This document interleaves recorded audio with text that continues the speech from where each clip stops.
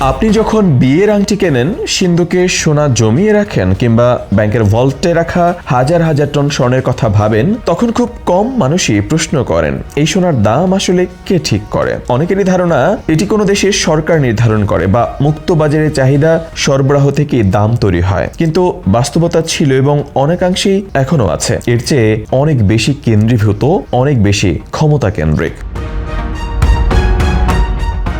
প্রায় 1 শতাব্দী ধরে সারা বিশ্বের স্বর্ণের দাম ঠিক হতো লন্ডনের একটি ছোট্ট ঘরে, দিনে মাত্র 2 বার, মাত্র 5 জন মানুষের উপস্থিতিতে। এটি কোনো গুজব বা ষড়যন্ত্র তত্ত্ব নয়, বরং আন্তর্জাতিক আর্থিক ব্যবস্থার দীর্ঘদিনের স্বীকৃত একটি প্রক্রিয়া। এই গল্পের শুরু 1919 সালে, প্রথম বিশ্বযুদ্ধের পরপরই।